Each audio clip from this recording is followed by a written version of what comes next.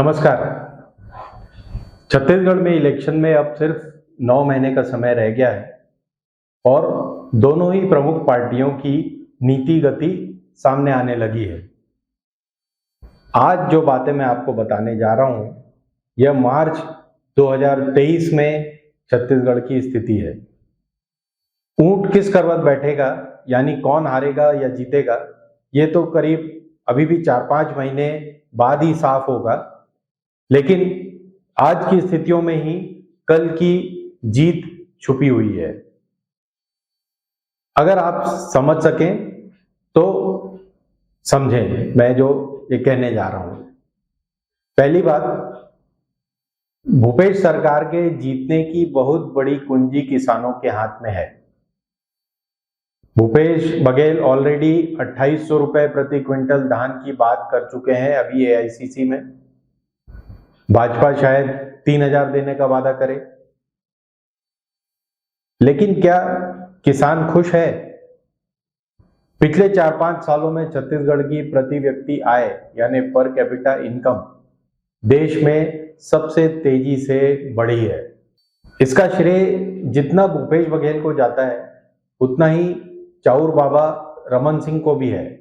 अब किसान चाहता है कि उसे बाकी दोनों फसलों का यानी रबी की फसलों का भी उचित फल या पैसा मिले और रबी की सुविधाएं बढ़ाई जाएं, और जो रबी की फसल के सुविधा और पैसा देगा किसान उसकी तरफ झुकेगा।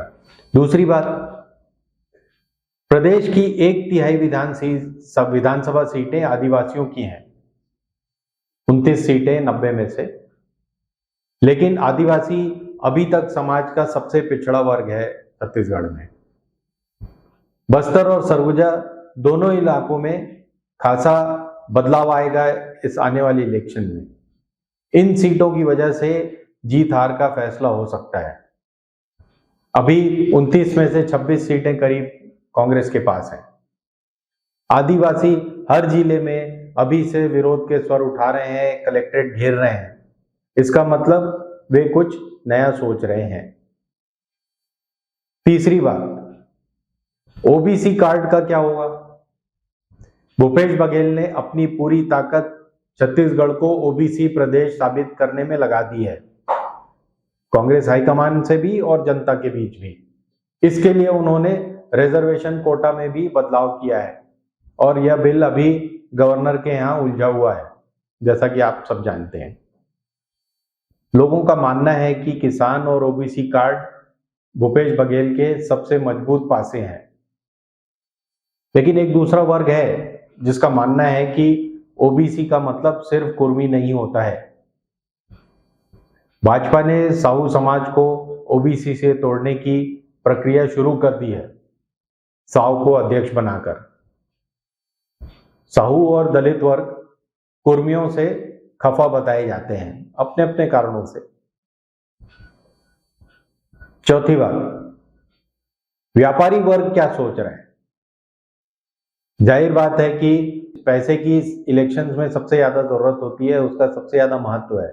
छत्तीसगढ़ का व्यापारी वर्ग आमतौर पर बीजेपी के साथ खड़ा रहा है। पिछले 15 सालों में भी हमने देखा था। अगर भाजपा के साथ नहीं खड़ा है तो मोदी के साथ तो खड़ा ही है। लेकिन इस बार व्यापारी वर्ग शायद डबल माइंड में है। उनके पैसे भी खूब बन रहे हैं और काम भी खूब हो रहे हैं। बेलगाम करप्शन का सबसे ज्यादा फायदा व्यापारियों को, ठेकेदारों को और दलालों को हो रहा है पिछले 4-5 साल में।